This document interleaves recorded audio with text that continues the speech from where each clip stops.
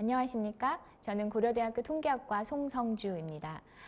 저는 이번 영상에서 도박사의 파산이라고 하는 확률론의 역사에서 유명하고 또 의미 있는 그런 오래된 문제에 대해서 얘기해 보고자 합니다. 조금 길어질 수도 있어서요. 동영상은 3개로 구성해 보았습니다. 첫 영상의 제목은 도박사의 파산 1, Problem of Points라고 잡았는데요. Problem of Points는 도박사의 파산 문제가 제시되기 2년 전에 파스칼과 페르마가 함께 풀었던 문제였는데요. 이 문제의 해법을 기초로 해서 도박사의 파산 문제도 다루어졌기 때문에 Problem of Points를 먼저 소개하고자 합니다. 17세기에 등장한 이 두 문제, Problem of Points와 도박사의 파산으로부터 현대적인 확률론이 시작되었다는 의견이 지배적입니다. 그렇다면 데이터 과학과 확률은 어떤 관계일까요? 여러 부분에서 관련성을 찾을 수 있겠습니다만 일반적으로 말하자면 데이터 과학의 많은 부분이 통계적인 사고 그리고 통계적 방법론에 기반을 두고 있는데요. 확률론은 통계학을 공부하는 데 있어서는 빠질 수 없는 부분입니다. 확률론은 오늘날 통계적 방법론들의 기초 이론을 제공하고요. 그리고 데이터 분석을 통해서 우리가 과학적인 결론을 얻게 하는 그런 수단을 제공하기 때문이죠. 오늘날 통계적 탐구 또는 연구 결과는 확률의 언어로 해석됩니다만 역사적으로 보자면 통계와 확률이 접목된 것은 18세기에 와서야 이루어졌습니다. 사실 통계는 까마득한 옛날부터 존재했습니다. 고대 국가들이 인구와 토지를 조사하면서부터이죠. 제일 위의 그림은 구약 성경에 나오는 인구조사를 그림으로 표현한 것이고요. 그 왼쪽 아래 사진은 신라시대의 인구 또 세금 등의 기록이 남아있는 문서라고 합니다. 오른쪽의 사진은요. 낙랑군의 무덤 발굴 사진인데요. 인구 현황을 기록한 유물이 이곳에서 나왔다고 합니다.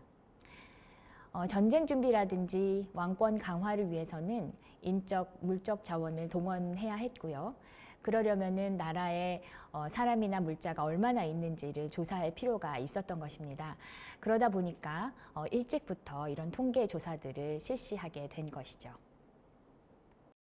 이처럼 통계의 시작은 아주 오래된 일이었습니다만 확률과 접목되기 전까지의 통계는 이러한 인구나 토지 조사 등을 통해서 얻어진 숫자들을 간단한 연산을 기초로 해서 비교하는 정도의 수준이었습니다. 물론 확률도 그 당시에는 주어진 조건에서 특정 사건이 일어날 확률을 구하는 정도의 비교적 간단한 계산에 그쳤었습니다. 18세기에 들어서면서 확률이 오차의 분포 또 최소 제곱법 등과 만나면서 통계적 분석 방법을 수학적으로 뒷받침하는 역할을 하게 되었죠.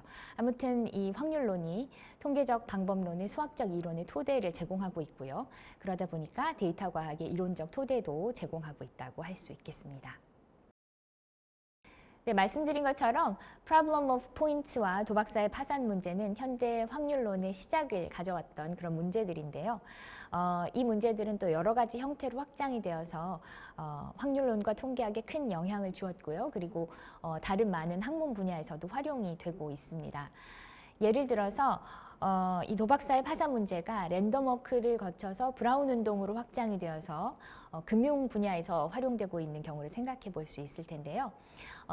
여기 보시는 사진은 제가 한국거래소 홈페이지에서 가지고 온 것들인데요. 주가 변동을 그래프로 나타낸 것입니다. 그 금융공학의 기원이라고 불리는 루이 바셸리의 Theory of Speculation이라는 논문이 있는데요. 이 논문에서 주가 변동을 모형화하는 데 브라운 운동을 처음으로 사용을 하였습니다. 그리고 이 브라운 운동이 기하 브라운 운동으로 변형이 되면서 이후에 그 주식 가격을 모형화하는 데 기본 모형이 되었습니다. 자, 그럼 이제 Problem of Points 문제를 정의하고요. 그 역사와 풀이 방법 등을 간단하게 좀 살펴보도록 하겠습니다. 어렸을 때 주사위를 던져서 하는 게임 많이 해보셨죠? 사진은 모노폴리 게임입니다. 주사위를 2개를 던져서 나온 눈의 합을 이용하는 게임이죠. 서양에서 들어온 많은 보드게임들이 주사위를 사용합니다. 그런데 사실은 서양 게임뿐만 아니라 우리나라에서도 주사위는 오래전부터 사용되어 왔던 것으로 알려져 있습니다.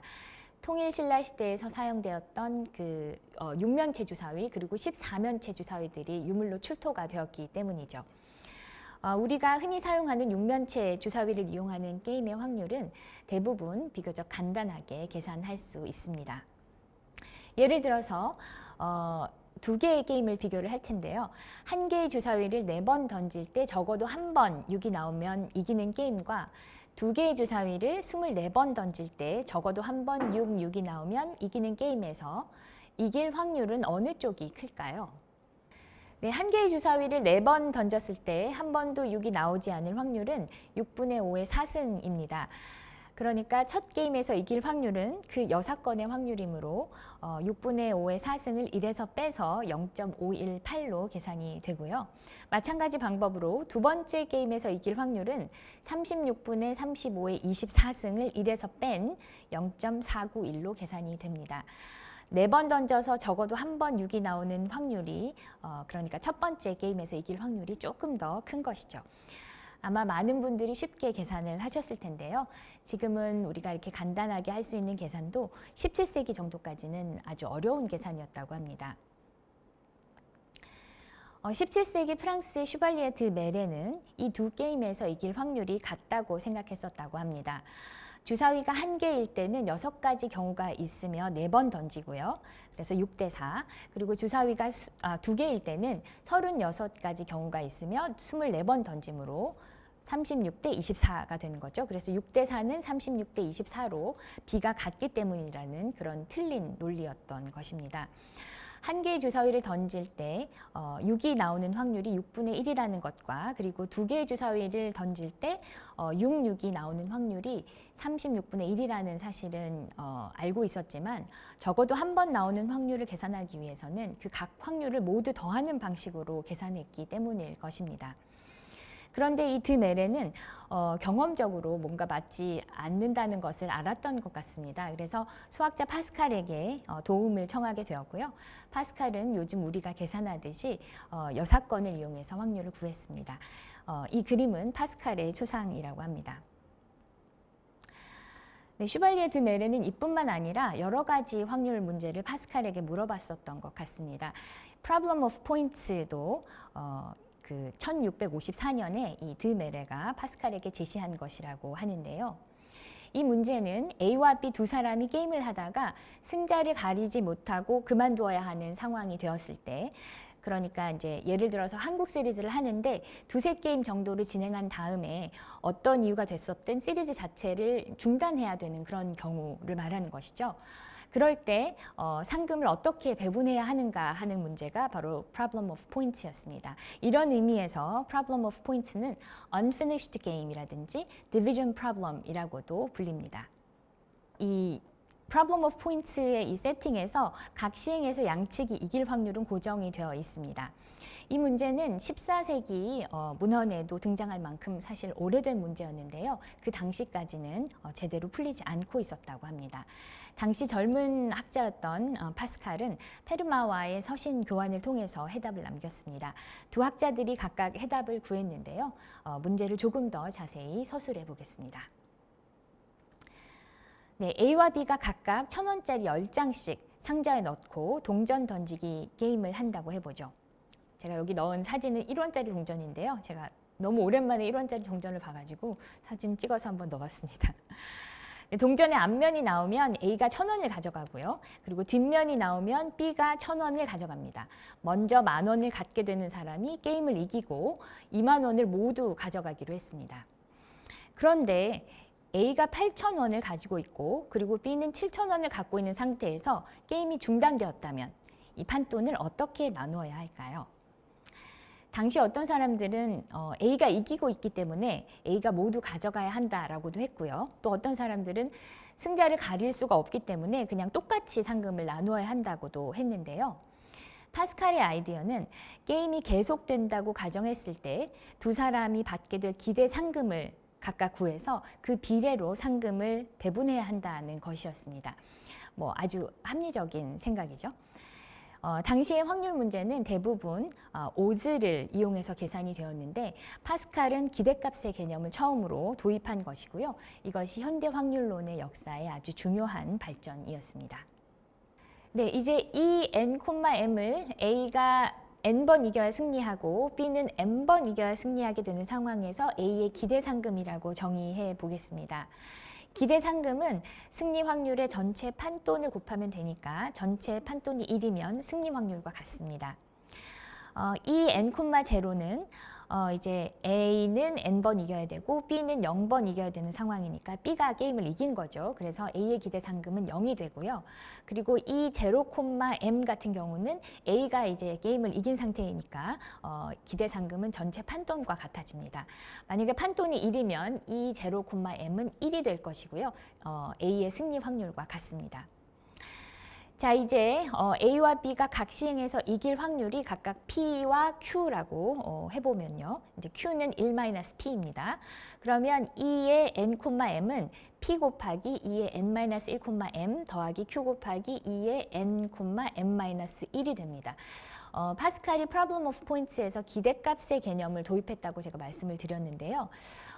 예를 들어서 이제 P의 확률로 X라는 상금을 받게 되고 그리고 Q의 확률로, 그러니까 Q는 1-P입니다. Q의 확률로 Y의 상금을 받게 되는 경우에 이제 기대 상금은 P 곱하기 X 더하기 Q 곱하기 Y가 되죠.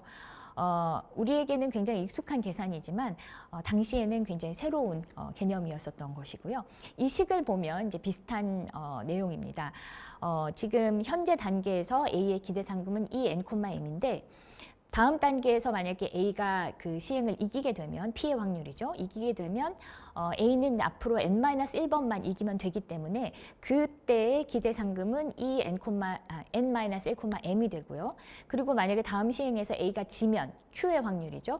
그러면 그 상태에서의 A의 기대 확률은 기대 상금은 2의 n,m-1이 됩니다. 그래서 현 단계에서의 기대 상금 2의 n,m은 P 곱하기 2의 n-1,m 더하기 Q 곱하기 2의 n,m-1로 표현이 되는 것이죠. 만약에 이제 전체 판돈이 1이라서 이 n,m이 승리 확률인 경우에는요. 이 식은 조건부 확률을 이용한 전확률 공식으로 표현된다고 보시면 되겠습니다. 그래서 이 식을 풀어서 A의 기대 상금 그리고 또 B의 기대 상금을 구하게 되면은 그 비례로 판돈을 나누어야 한다라는 것이 이제 파스칼의 생각이었던 것이죠. 파스칼은 이 가능한 경우들을 나무 구조로 만들어서 끝에서부터 차곡차곡 거꾸로 계산하는 방식으로 해서 n이 1일 때에 이 식을 풀었습니다. 그런데 일반적인 경우에 대해서는 이 식이 너무 복잡해가지고 이 방식으로는 답을 구하지 못했는데 컨비네이션 방법을 이용해서 문제를 풀었습니다. 네, 컨비네이션을 이용해서 이 문제를 푸는 방법은 페르마의 방법이라고 주로 얘기를 하지만 파스칼도 비슷한 방법을 사용했던 것으로 알려져 있습니다. A가 n번, B가 m번 이겨야 최종 승리한다고 할 때 A의 승리 확률을 현대적인 방식으로 좀 표현을 하면 이 화면에서 보시는 Pn,m과 같습니다. 게임이 계속될 때 기대 상금 또는 승리 확률을 구해야 하니까 n 플러스 n-1번의 시행이 더 있다고 상상을 합니다. 그러니까 n 플러스 n-1번 시행을 더 하게 되면은 A가 이기든 B가 이기든 일단 승부가 나게 되는데요. 중간에 A 또는 B가 전체 게임을 이기더라도 중단하지 않고, 즉 게임의 승패에 관계없이 n 플러스 n-1번의 시행은 무조건 하는 것으로 가정을 하는 겁니다. 여기서 A가 n번 이상 이기게 되면은 B는 n-1번 이하로 이기게 되기 때문에 전체 게임을 A가 이긴다고 볼 수 있겠습니다. 이 지금 그 승리 확률 Pn,m 식을 보시면은 이 서메이션 기호 안에 있는 부분이 n 플러스 n-1번의 시행 중에서 A가 K번을 이기고 나머지는 B가 이길 그런 확률이 되는데요. 지금 n 플러스 n-1 choose K, P to the K 그리고 1 P to the n 플러스 n-1 K 그 부분을 말씀드린 것이고요. 이것을 K가 n부터 n 플러스 n-1까지 모두 더하면 이제 A가 n번 이상 이기게 되는, 즉 A의 승리 확률이 되겠습니다. 사실 파스칼과 페르마의 서신 교환에서는 P와 Q의 값이 같다고 가정을 했기 때문에 승리 오즈를 구하는 데 있어서는 그 이항계수로 표현되는 이 경우의 수 카운팅만 잘하면 되는 것이었는데요. n과 m의 값이 커지면 아주 많은 이항계수를 계산을 해야 했습니다. 이항계수의 정의는 여기 보시는 것처럼 n choose k는 n 팩토리얼 나누기 k 팩토리얼 곱하기 n 마이너스 k 팩토리얼인데요. 그러니까 결국 이제 조합의 수가 되는 것이죠. 그런데 이 이항계수를 쉽게 계산하기 위해서 이 파스칼은 지금 애니메이션에서 보시는 이런 파스칼의 삼각형을 이용했었다고 합니다. 이 애니메이션을 보시면은 그 삼각형을 어떻게 이용하는지는 쉽게 아실 수가 있을 텐데요. 이렇게 이항계수를 계산할 수 있는 이유는 여기 보시듯이 n choose k 더하기 n choose k 플러스 1이 n 플러스 1 choose k 플러스 1이라는 이런 이항계수의 성질 때문에 그렇습니다. 네, 그러면 n과 m 그리고 p의 값에 따라서 승리 확률이 어떻게 변하는지 추이를 한번 볼까요? 이 표를 보시면 첫 번째 두 행에서는 P와 Q가 똑같은 값을 가지는 그런 대칭인 경우입니다. 그렇게 되면은 이제 당연히 n이 m에 비해서 작을 때, 그러니까 a가 상대적으로 많이 이겨둔 경우죠. 조금만 더 이기면 승리하는 경우니까 이런 경우에는 이제 a의 승리 확률이 크게 나옵니다.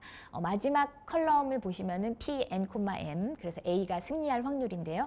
a가 승리할 확률이 첫 번째 두 행에서 이제 크다는 것을 보실 수가 있고요.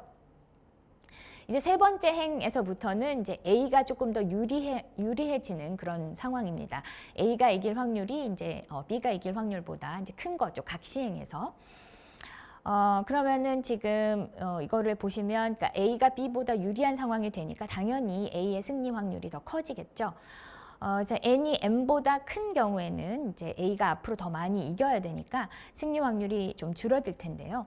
p가 14분의 9일 때를 보면은 n이 8이고 m이 2일 때, 그러니까 a가 4배 이상 더, 4배만큼 더 많이 이겨야 하는 경우, P가 Q보다 한참 큰데도 불구하고 승리 확률은 0.1125, 이거는 지금 다섯 번째 행에서 보실 수 있는데요. 0.1125로 꽤 작습니다. 그리고 N이 이제 12가 되면 이제 더 많이 이제 A가 이겨야 되는 경우죠. 그런 경우에는 이제 승리 확률이 0.0263으로 굉장히 더 작아집니다. 이제 P가 0.75가 돼서 이제 A와 B의 스킬 차이가 더 많이 벌어지는 경우에 이제 A가 더 유리한 상황인 경우에는요. 이제 패턴은 이제 비슷하게 나오는데 A의 승리 확률이 최종 승리 확률이 좀 더 크게 계산이 됩니다. 이 승리 확률을 이제 비례로 해서 판돈을 나누면 problem of points의 문제가 해결되는 것이죠. 네, Problem of Points의 소개와 풀이를 다룬 이 첫 번째 영상은 여기까지입니다. 저는 다음 영상에서 도박사의 파산 문제를 계속해서 얘기해 가도록 하겠습니다. 네, 시청해 주셔서 감사합니다.